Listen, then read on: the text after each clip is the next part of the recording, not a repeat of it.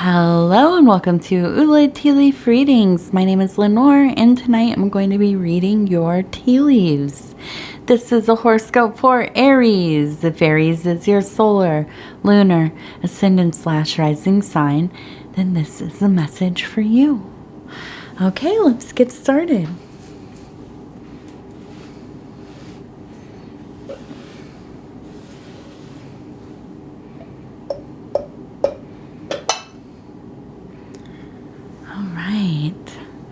See what do these tea leaves have to say tonight? Okay, and so our card this evening is the Emperor. And so I imagine this probably has to do with work or family.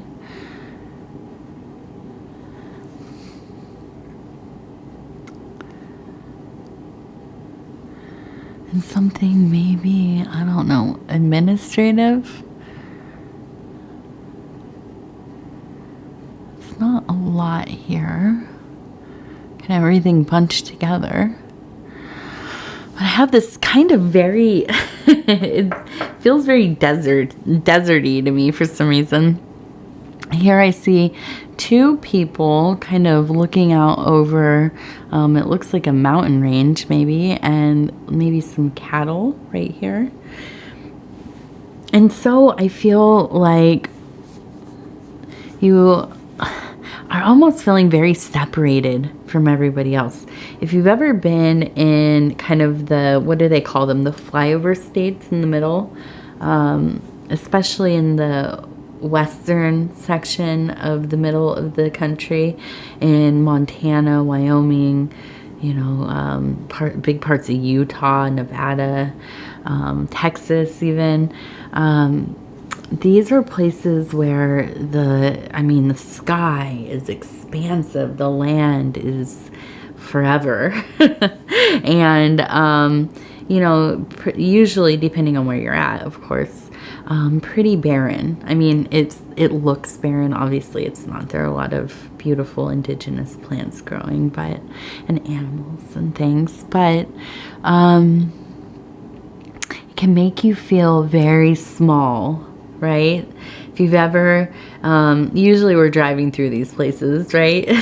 But if you've ever like really stopped, of course, to get gas, or stopped at a roadside to get out and kind of take in all of that glory, it makes you feel like there's a lot of universe out there, and we get very wrapped up in our own little problems, don't we?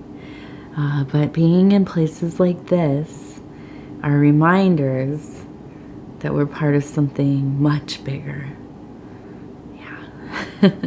Probably why I grew up in California, love California, lots of different kinds of landscapes, environments to live in, but I really love living on the high plains. I really do. A lot of there's some variety here, but I love an open sky. I love to look out and see a storm that's 10 miles out. You know, it makes me remember I am so close to everything and so far away. So, yeah, a lot of existential ponderings.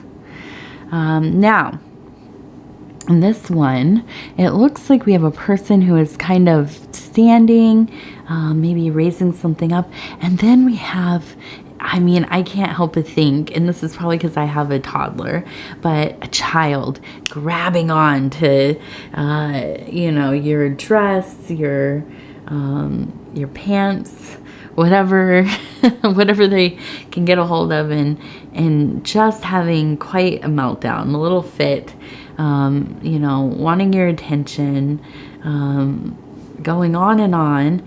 And I don't think, I mean, this maybe is actually children. Maybe you work with children.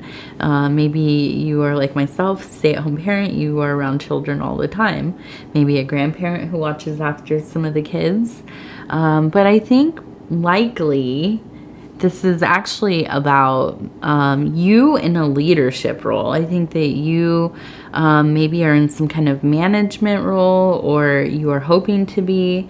You are making decisions within your work environment, and that can be really tough. I think, you know, when you get into, I mean, even, you know, middle management, all of a sudden you become somebody who is not always well liked, because you're the one that has to say no. You're the one that has to kind of,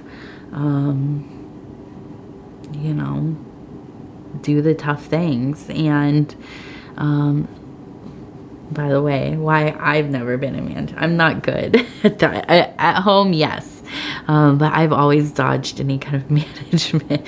Not that I've ever had any big jobs. I've always been like a waitress, or, you know, worked in restaurants and front of the house, back of the house. So I've always dodged management because I suck at it. I really, and if you've ever worked in the food industry, you know you have to have an iron will to be any kind of like restaurant management or wait staff management. And whew. But anyways, so I think that you're probably pretty good at this, but I do think that you have the impulse to want to relate to others as a friend. Who doesn't want to be the friend of everybody, right?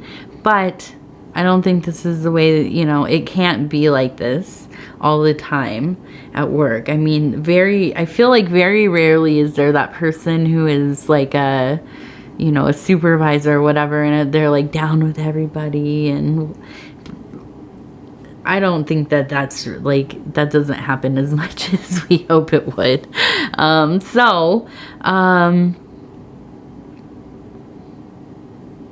I think that, you know, you're dealing with people who want what they want, sometimes rightfully so, right?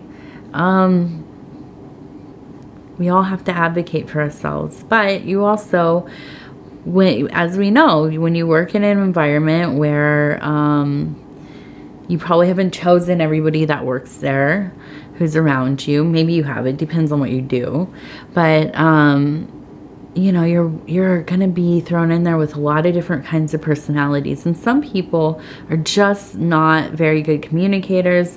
They're not good at hearing the word no. They don't, you know, they just expect, or, you know, maybe they're really young, like just coming into the workforce. I mean, there's so many things, you know, so I think that you're really good at adapting. But I feel like sometimes this gives, it's very stressful for you, okay? And so I kind of want to look over here, and I see we have a person standing here, and they're holding, it looks like fire, like a flame. And I feel like this is finding your power. And I think that the way that you approach this, is definitely not trying to be everybody's friend. And I think you know that. But putting that kind of energy into your private life, your family, your actual friends. And if you work a lot and that's where you know the most people, you know, like most of us, working a lot of hours, and or listen, this doesn't all have to be about work. Let me just say, I know sometimes they get on one about, oh, this is your work, this is, well, this could also be about, you know, maybe you live in like a retirement home, assisted living, you know, a community of older people, or any kind of community where you're, maybe you live in, what are those called? Those or what is it? The, whatever, where all the neighbors and stuff are involved with like how your house looks, and, You know, there's like standards and rules. What is that called? The housing authority? No, not housing authority. It's association.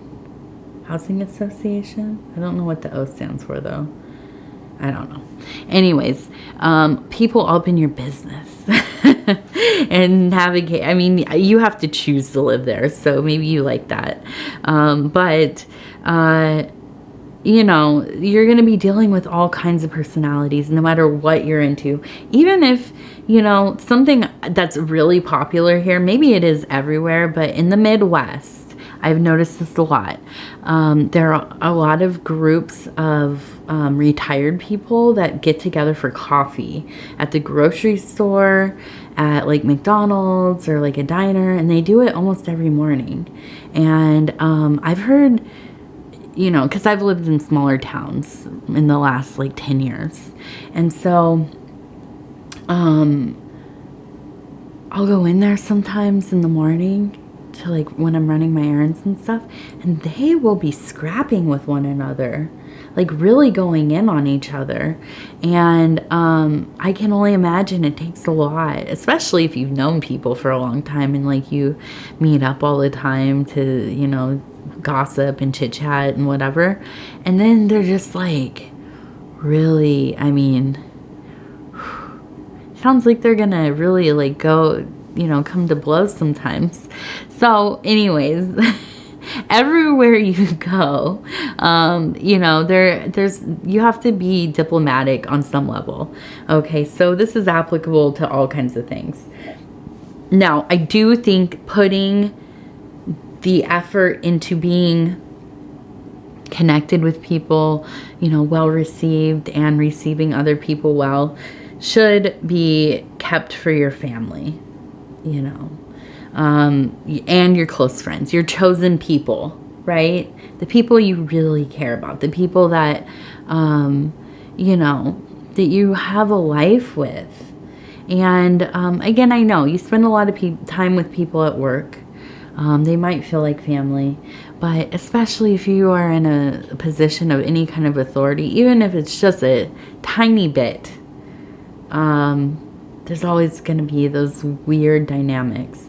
So do not, you know, waste your time trying to win everybody over. You will find your power within your family, your chosen people, your chosen family, your, you know, friends, groups, whatever.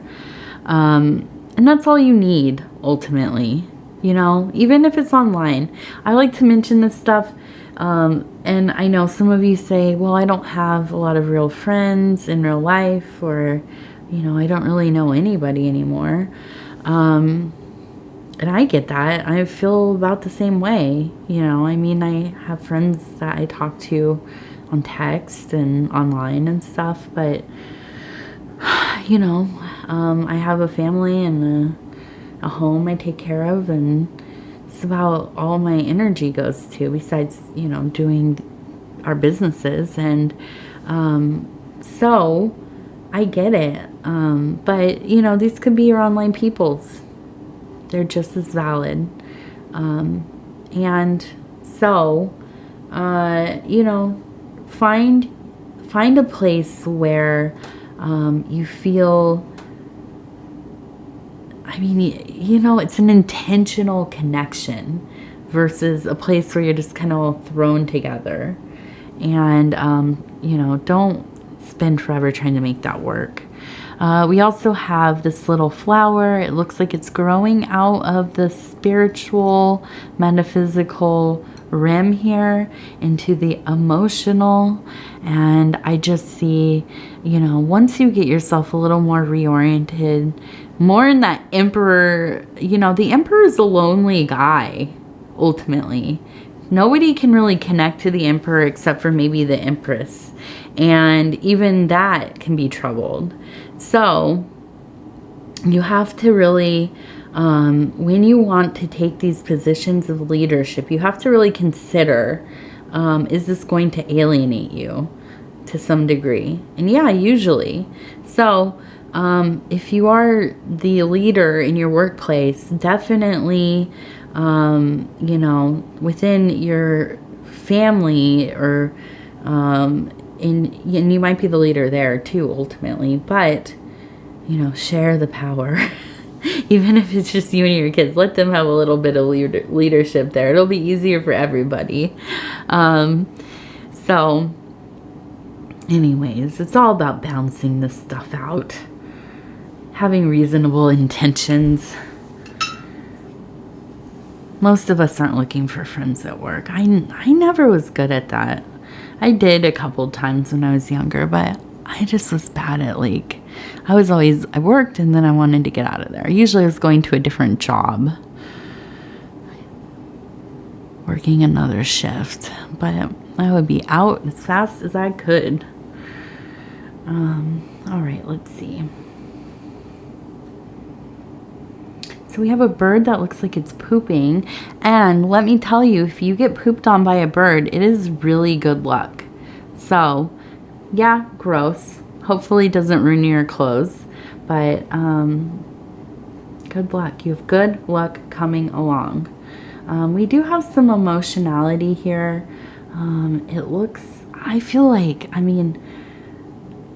there are waves of, well, and we've talked about, you've had, you know, some, now I'm trying to think, was it a tower? Or at least a tower moment, I think, relatively recently.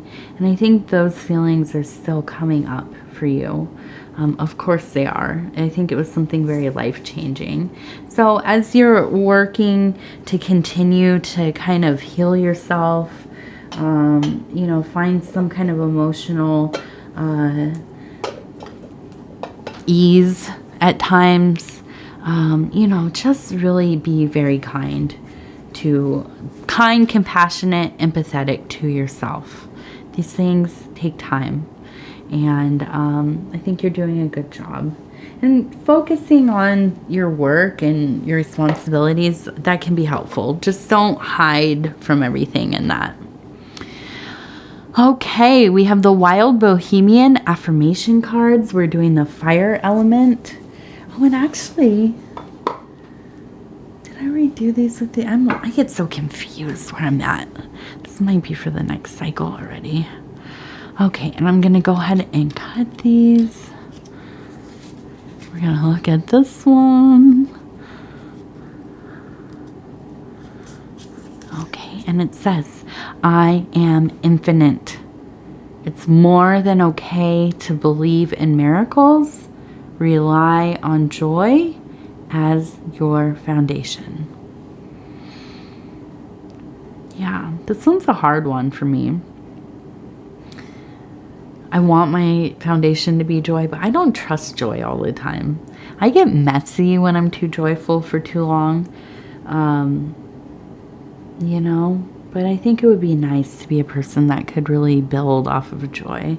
For me, joy is like kind of, it's like when everything aligns and you get a nap in the afternoon that you didn't know was going to happen. And you, like, it's not like, oh, I'm giving something up to have this nap. It's like everything is worked in this time and place where you can have a nap uninterrupted. You're not missing anything. Nothing is going undone. You can just rest. That's how I kind of feel about joy. It's just that right alignment. But, you know, maybe you are somebody that is more prone to joy.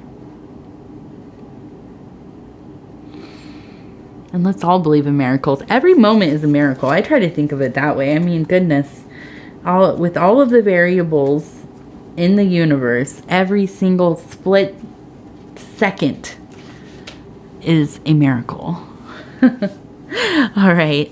I'm going to go ahead and say thank you. If you would be so kind as to like the video, it helps us get into the algorithm, and that helps us grow the channel. The algorithm loves engagement. So a couple ways that you can help with that, if you so choose, you do not have to, are liking the video watching the readings from the beginning to the end, sharing the readings on different social media platforms. Other than that, if you have not subscribed, please think about doing that. You can hit the little bell. It'll let you know when the next videos are coming out. And if you want to leave a comment, I would love to hear from you. Okay, I thank you, and we will talk again so very, very, very soon. Can you tell it's time for me to go to bed? It's Friday night and I need to go to bed soon. Bye.